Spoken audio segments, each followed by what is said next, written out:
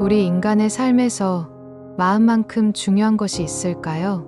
우리는 날마다 마음에 의해 기뻐하고 마음에 의해 괴로워합니다. 그러나 정작 우리는 이 마음이 어디까지 미칠 수 있는지, 어떤 본질을 가지고 있는지 깊이 묻지 않습니다. 대부분 사람들은 마음을 뇌의 활동에 국한된 현상이라고 생각합니다. 즉, 신경세포와 전기화학적 신호가 만들어낸 부산물, 곧 의식이 마음이라고 말합니다. 그렇다면 마음은 뇌라는 장기 안에 갇힌 좁고 제한된 존재일까요? 불교는 이와 전혀 다른 관점을 제시합니다. 불교는 마음을 단순한 개인적 현상이 아니라 우주적 차원에서 작용하는 근원적 힘으로 설명합니다. 일체유심조, 세상의 모든 것은 마음이 지은 바라는 선언입니다. 그리고 놀랍게도 현대 과학, 특히 양자물리학 역시 마음과 의식이 단순히 수동적 부산물이 아니라 현실의 성립 과정에 적극적으로 개입한다는 사실을 보여주기 시작했습니다. 관측자가 개입하기 전까지는 확정된 현실조차 존재하지 않는다는 사실 말입니다. 오늘 우리는 이 두 흐름을 나란히 세워놓고 질문을 던져보려 합니다. 마음은 어디까지 확장될 수 있는가? 과연 우리의 의식은 개인적 뇌 속에 갇힌 작은 불꽃일까요? 아니면 무한한 우주와 연결된 거대한 바다일까요? 불교의 가장 심오한 가르침 가운데 하나는 마음이 곧 세계라는 선언입니다. 화엄경은 이렇게 말합니다. 참계유심, 만법유식. 참계, 곧 우리가 경험하는 모든 세계는 마음에 의존하며 만 가지 법은식으로 지어진다. 이 말은 단순한 비유가 아닙니다. 실제로 불교, 철학, 특히 유식학은 우리가 경험하는 세상이 외부의 실체가 아니라 마음의 투영임을 체계적으로 설명했습니다. 겉으로 보이는 의식 뒤에는 아레아식이라는 거대한 무의식의 창고가 있습니다. 여기에 무수한 업의 씨앗이 저장되어 있으며 그것들이 현실로 발현될 때 우리는 세상을 경험하게 됩니다. 예를 들어 한 사람이 분노와 불안을 가득 안고 있다면 세상은 끊임없는 위협으로 다가옵니다. 반대로 자비와 평정을 키운 사람에게 세상은 따뜻하고 안전하게 느껴집니다. 같은 현실인데 마음의 상태가 세상을 전혀 다르게 그려내는 것입니다. 불교는 이 원리를 더 근본적으로 확장합니다. 나라는 존재조차도 고정된 실체가 아니라 마음이 지어낸 집합적 환상이라는 것입니다. 유식학은 아트만이라는 개념을 허상으로 규정하고 모든 존재가 의식의 흐름 속에서 순간순간 형성되고 사라진다고 말합니다. 이러한 가르침은 단순히 철학적 사유가 아니라 수행을 통해 직접 체험되는 진실입니다. 깊은 선정에 들어가면 나라는 경계가 허물어지고 마음이 세계 전체와 하나임을 체험하게 됩니다. 이것이 불교가 말하는 마음의 확장이며 이미 수천 년 전부터 전해져 내려온 깨달음의 길입니다. 20세기 초 과학자들은 물질의 근본을 탐구하던 중상식을 무너뜨리는 실험 결과를 마주했습니다. 바로 이중슬릿 실험입니다. 전자나 광자를 두 개의 틈 사이로 쏘면 관측하지 않을 때는 파동처럼 행동하여 간섭무늬를 만듭니다. 하지만 누군가 그 입자가 어느 틈으로 지나갔는지를 관측하는 순간 파동은 사라지고 입자처럼 행동합니다. 즉, 관측 행위 자체가 입자의 존재 방식을 바꾸어 버린 것입니다. 관측하기 전 전자는 여기도 저기도 동시에 존재하는 파동 상태였습니다. 그러나 관측이 일어나는 순간 전자는 특정한 위치의 입자로 붕괴합니다. 이것은 상식을 완전히 무너뜨렸습니다. 세계는 관측자와 무관하게 독립적으로 존재한다고 믿었던 고전 물리학의 틀이 깨져버린 것이지요. 과학자들은 질문하기 시작했습니다. 의식은 단순한 부산물이 아니라 물질 세계의 성립의 필수적인 요소가 아닐까? 양자역학은 오늘날에도 다양한 해석을 낳습니다. 코펜하겐 해석, 다세계 해석, 파일럿 웨이브 이론 등 하지만 공통적으로 드러나는 사실은 관측과 의식이 현실을 확정짓는 데 중요한 역할을 한다는 점입니다.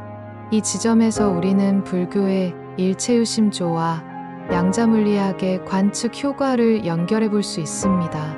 불교는 마음이 세상을 짓는다고 말했고, 과학은 관측자가 세계의 상태를 결정한다는 사실을 보여주었습니다. 다른 언어이지만 서로는 놀랍도록 닮아 있습니다. 불교의 핵심 사상 가운데 하나는 공입니다. 공이란 텅 비었다는 뜻이 아닙니다.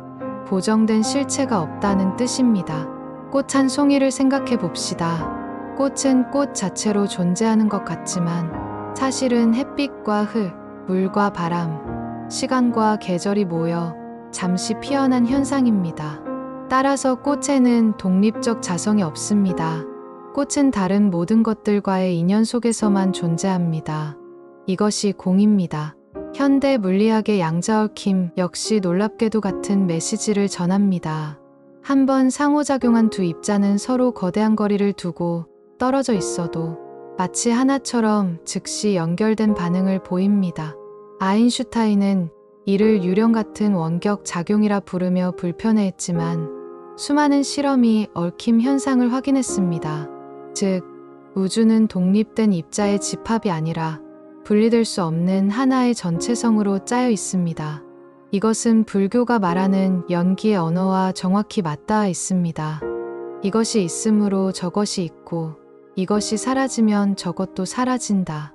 공과 얽힘은 우리에게 같은 깨달음을 줍니다. 나와 세계, 의식과 물질은 결코 떨어질 수 없는 하나의 장 속에서 울려 퍼지고 있다. 명상을 깊이 수행한 이들은 종종 비슷한 체험을 보고합니다. 자신과 타인의 경계가 무너지고 마치 온 우주와 하나가 된 듯한 의식의 확장.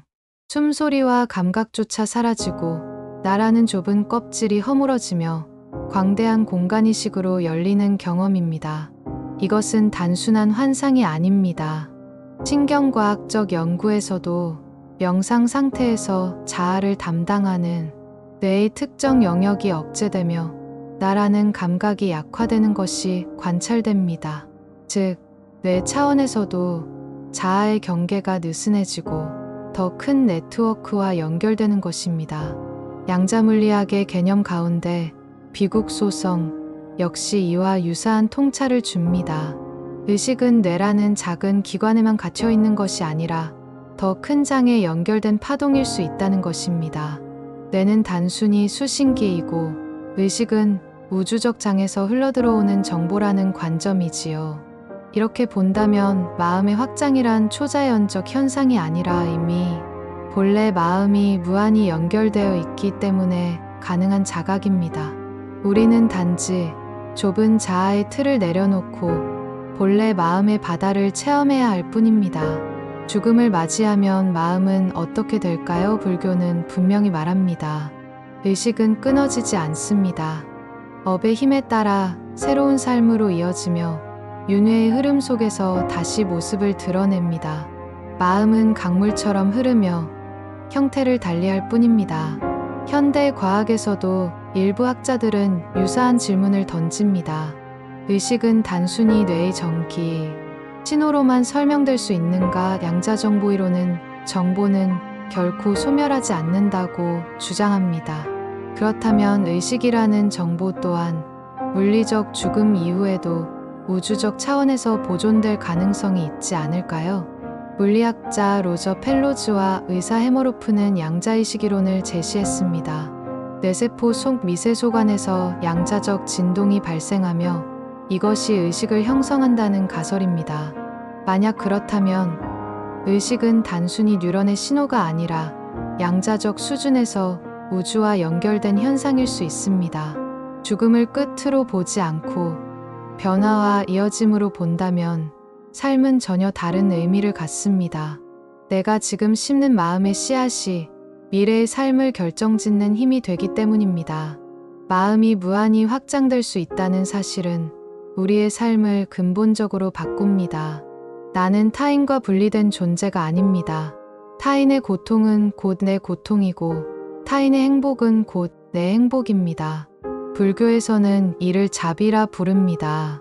과학적으로 말하자면 우리는 얽힘 속에서 연결된 하나의 전체성입니다.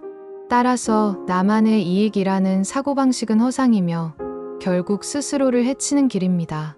이 자각은 경쟁과 비교 속에서 지쳐가는 현대인에게 새로운 시각을 줍니다. 나는 작고 고립된 존재가 아니라 이미 거대한 연기적 네트워크 속에 있는 존재입니다. 이 사실을 깨달을 때 우리는 비로소 안도감을 얻고 삶을 부드럽게 살아갈 수 있습니다. 이제 우리의 질문으로 돌아갑니다. 마음은 어디까지 확장될 수 있는가? 불교는 대답합니다. 마음은 본래 무한하다. 양자물리학도 대답합니다. 의식은 현실의 성립에 필수적이며 세계는 분리되지 않는다. 서로 다른 전통이지만 두 길은 결국 같은 문 앞에 서 있습니다. 그 문은 바로 무한한 마음의 자각입니다. 마음은 내 안에 갇힌 불꽃이 아니라 이미 우주 전체에 울려 퍼지는 바다입니다.